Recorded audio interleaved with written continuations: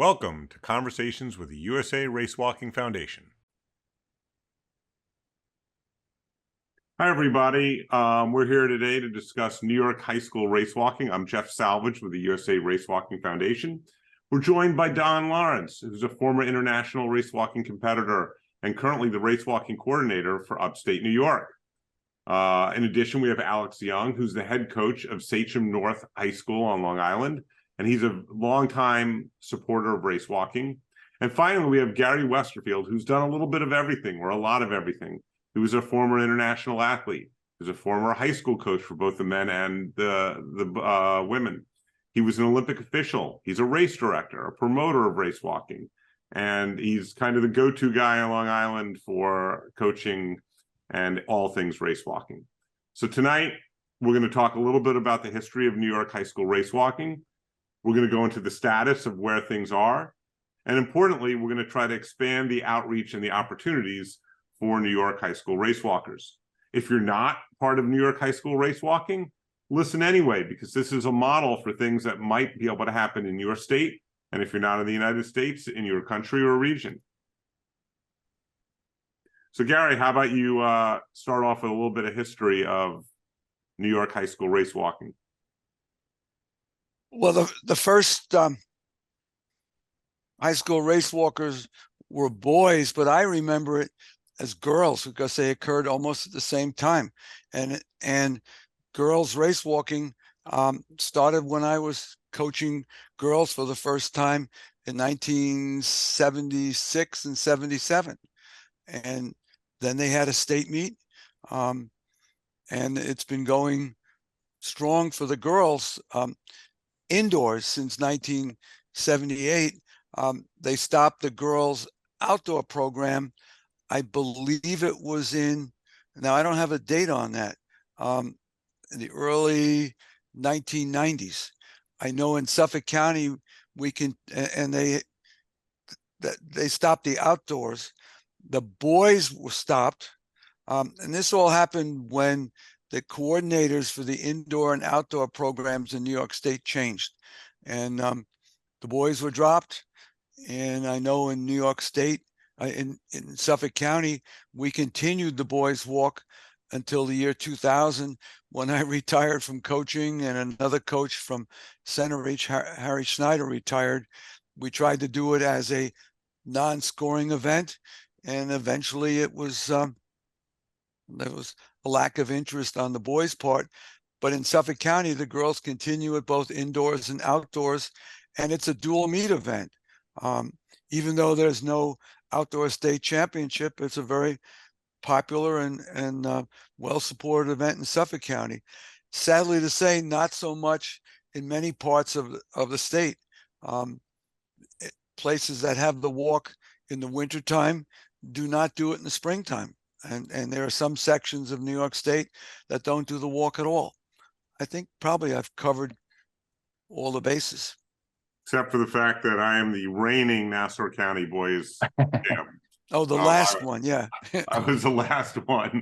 So that was 1985 when the boys stopped. Yep, absolutely. Yeah. Okay. That said, we've had a very colorful history of racewalking with 5 Olympians that have come from New York high school. Gary, you want to talk a little bit about them? Well, pictured on the left is Tim Lewis from Shenendehowa High School up outside of Albany, who ended up becoming probably one of the fastest 20K walkers that the United States has ever had. Miranda Melville from Western New York is an international race walker and still competing today. Maria Mishta. Miranda and Maria are both in their mid-30s and continue very, very strong in race walking. And at this point, they alternate winning national championships. Maria has won more than 30.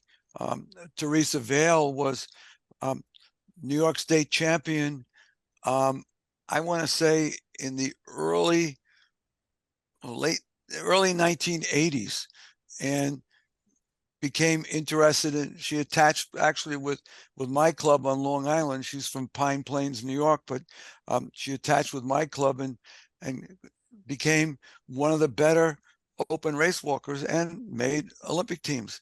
And Tim Seaman from North Babylon High School, representing the New York Athletic Club, won 40 some odd national titles before he retired.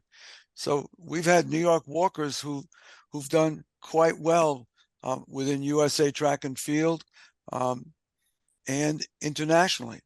And unlike some other events, we don't typically send a full field of 3 athletes, for each event.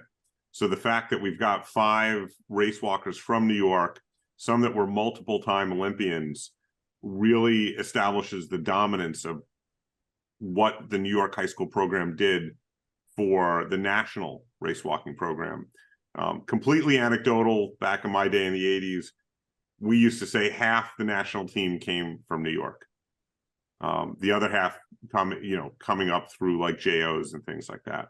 Don't know that number is accurate, but 97.3% of all statistics are made up on the spot, like this one is. And Jeff, if you're using that statistic, I'll play around with it. Since 1985, and we no longer have the boys walk, Tim Seaman was one of the last international race walkers from New York State, and he graduated in 1985. And I can't think of a boy race walker from New York State who's done anything since then.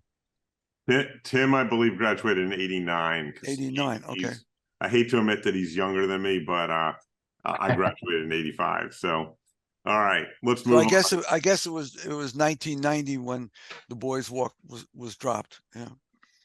All right, Don, you're highly active across the state. You want to give us a little background on what's going on? Sure. Yeah, I'm upstate, so Buffalo, Rochester, and involved as you are, Jeff, with the Penn relays, and we witnessed an incredible field of ladies walking the high school race walk category, and then on to the Olympic development. But as the status or the fact state there, 223, 517, and there's additional because some of the meets aren't timed with FAT, and so this is through mile split, but 517 different individuals competed in some form of the 1500 meter in New York State alone, which is fantastic to have this opportunity. And it is a scoring event. You guys were touching on dual meet, doing that in the outdoors, but indoors, it is highly competitive, and they're giving the top 6, top 8 point. Teams are sending maybe their 5th and 6th fastest runners to race walk training to potentially get points for the team, even if they're not Olympic or national class. They still are very competitive athletes because they have that running background. So we talked about section 1 through section 11. There's 11 sections in New York, and only two of them had 0 walkers actually compete and record a time. But section 1, section 11, over 90, almost 100 walkers. And section 5 and 6, which is upstate, we have about 150 between the two of us. And I think more and more we're looking at getting to the different coaches in sections that are very void of participants. Section 3, section 2 is down to 20, but where I lived in section 2 for quite a while, we had 40, and I leave, and unfortunately it didn't maintain its numbers, down half, 22 now.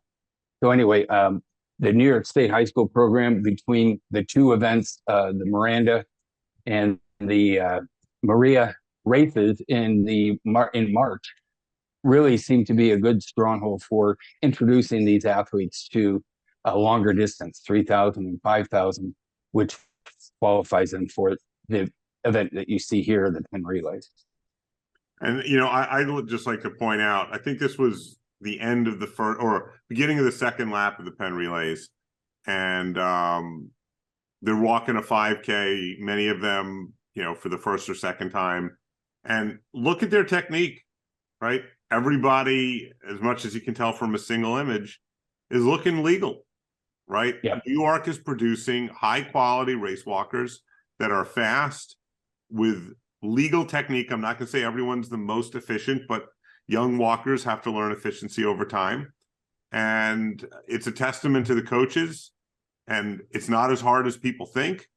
And there's a lot of resources online, and we'll talk about resources at the end that coaches can go to and get more help. But what's neat in that picture, the girl that was on the left from Brockport, Des, her mother was a New York State champion and went on to um, continue after high school as well. So we are seeing some generational Nice. relay, which is nice. Who's her mother? Chrissy Izzo, which is John Izzo's daughter. So John Izzo is this young lady's grandfather. And John John Izzo Was was willing to get the walk started at Brockport High School. He and I were classmates together at SUNY Brockport, both social studies majors and on the track team, and next door neighbors in our dormitory. There you go. He was also responsible for Mel McGinnis and Mark Fenton to come into the sport. So, Wow. he's got a history and he's still involved, and he and I will be potentially putting a bid in for a U.S. junior or a U.S. Versus Canada dual meet for the junior meet next year. Excellent. Well, my uncle's cousin's daughter's husband was Bobby Naismith. That gets us nothing. Don, you want to talk about areas and places that New York high school students can compete? Yeah, absolutely. Ocean Breeze is a phenomenal 120 or $130 million facility, which has opened up all of its meets. Knowing the general manager of Ocean Breeze, Lauren has opened up without any hesitation the race walk to be added to any meet that she puts on, which is huge. Because the directors realize that this is a great opportunity. We are a state where race walking is a springboard to potential college Scholarships. continued growth, scholarships, yes, and then also onto hopefully Olympic trials and so on. But the Armory, you guys have a lot of experience there, utilizing Manhattan.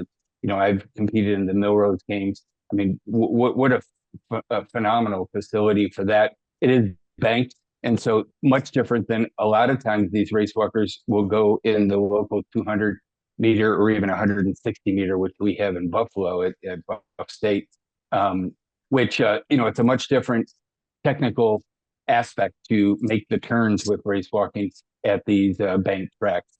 Of course, the Penn relays we talked about, and then, as mentioned, the Maria and the Miranda. So this is going to be kind of neat and a real legacy these two are leaving behind. But as Gary pointed out, they are the cream of the crop right now in trading national championships indoors and out. So great leaders and great role models for these young girls to look up to.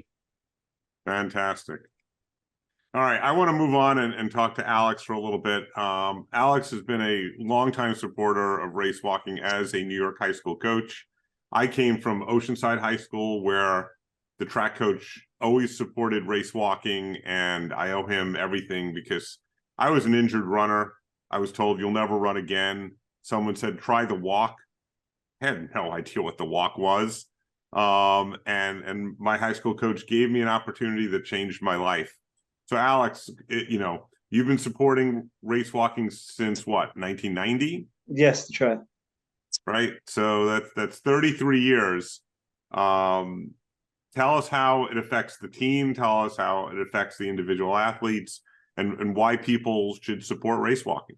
Well, when I started coaching in 1990, I was 5 years removed from Doug Fournier's outstanding high school career.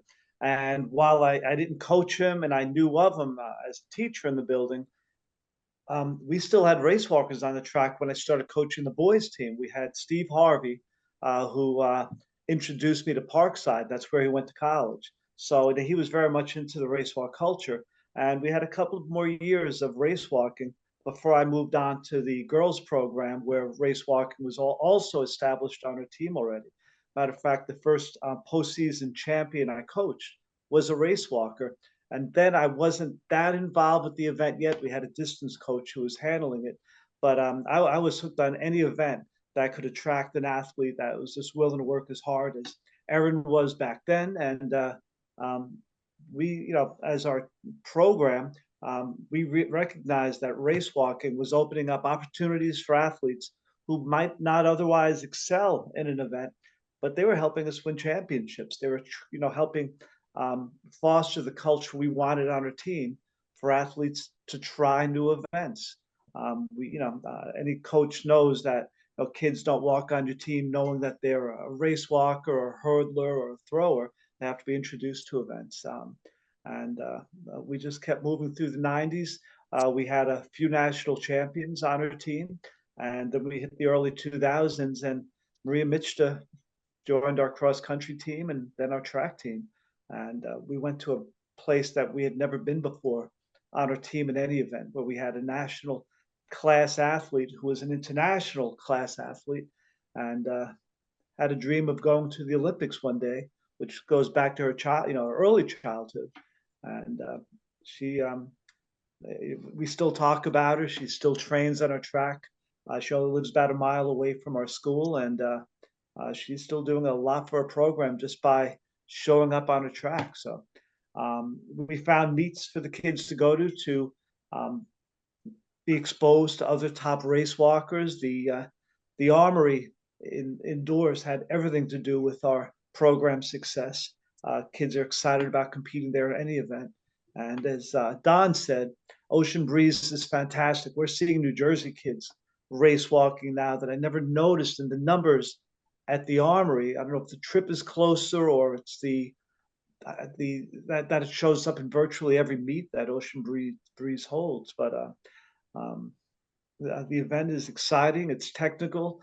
It compels kids to train hard every day to be a good race walker, and then train hard to be an outstanding endurance athlete. I just think it brings together some more exciting components of track and field. So as a coach, and I have an answer to this in my head, but I'm not a high school coach. If you were looking for someone to race walk on your team, what characteristics do you look for in that athlete? I think work ethic stands out first and foremost, but also an interest in new things. We had a gymnast come over to our team thinking she was going to be a pole vaulter, and she was okay. She was a solid pole vaulter, but she wanted to excel at something. And she talked to me about, what else is there that I could try? And I knew she was willing to work hard. So 2 years after she took up the event, she was a national champion. Hard work. That's pretty awesome. Who was that, if you don't mind me? Erin Bresnahan. Oh, yeah. Yeah, absolutely. So my thoughts mirror what you were saying. I think my high school coach, Ken Henler, would look for the hardworking, but not necessarily the most talented athlete. And what you might lack in sheer speed or endurance talent-wise to be made up for hard work and attention to detail, because there's a technique aspect. And the technique aspect really will help you excel. And the technique aspect, obviously you have to get over the legality issue of whether or not you make it through the race. So there's like a kind of a mindset in that athlete that helps them get to that next level. I think that's right. Well, let me just add in there, my high school coach came to me in my senior year, and I was a 5:59 running mile last on our team. And he said, the race walked in, would you like to try it? You tried it in Junior Olympics. And that was the door that I needed. Took 6 to New York State with a full ride to Wisconsin Parkside, and ended up walking 5:57 faster than my running PR in high school at the Millrose game. So, if he didn't have the courage to, recognize that I've already been experimenting, I guess, with other events through the Junior Olympic program, in 1977 was the first available opportunity, I took advantage of it for sure. Absolutely. Great. All right. So let's talk about, the future of New York high school race walking, and all you guys can kind of chime in on this, right? Don, I think you're kind of spearheading the proposal to try to get the Yep. boys back with Gary's help. Well, Gary's definitely a part of it. Tom McTaggart, who is one of the most well-known in the New York State for interpretation, as well as he's always generally the lead starter for the outdoor track meet that happens. But he also, not a race walking proponent himself, he's not a coach, but he understands the dynamics of how a full program is a tool for the Olympic program. And Tom has been involved with World Championships, Olympics, as Gary has. And so he and I, along with the chairman from Section 6, put together a proposal to asking to reintroduce the boys race walk to New York State. We've caught their ear. They will supposedly discuss it, and actually we're hoping to vote at the outdoor state meet coming up, and this would be for next year indoor championships. That'd be fantastic. Well, we talked about the viability of having a scoring event, and I guess I would be interested in Alex and Gary's take if it was for the first couple of years a non-scoring where there isn't pressure to make sure the kid just thrown in, but do we get the right amount of interest from the coaches to have a kid try race walking if it's not going to necessarily help the team at the end score? So Alex, as a coach, would you have an athlete do a non-scoring event? I would encourage it. I think my athletes would be open to doing something like that as well. I think meets are really what's going to grow the event. In Section 11, we consistently have more girls race walking in spring, where race walking isn't a state championship meet event, than we do in indoor. It's because dual meets have scoring race walk races all the time. So every coach is going to put race walkers on the track because it matters to scoring. It also means that just about every team, I can't think of a meet I've gone to, a dual meet that I've gone to or heard about where there were no race walkers on the track. It's an event. So if it showed up at states first as a non-scoring event, it would still be an event at the New York State Championship meet. And I think the athletes would know that they're helping make something happen that's going to be more meaningful by the year. So Alex, it sounds like you're sort of saying it's the field of dreams of race walking. If we build it, if you build it, will come. Absolutely. If there are opportunities for people to walk, there are athletes on the track team that might excel in the walk that wouldn't excel elsewhere. And what a lot of people don't realize is, while it's not an NCAA sport, there's a lot of NAIA schools that offer maybe not a full scholarship, but a significant portion of tuition as a scholarship. And in today's hyperinflation world of what college costs, we're doing every athlete a favor that we can get to college.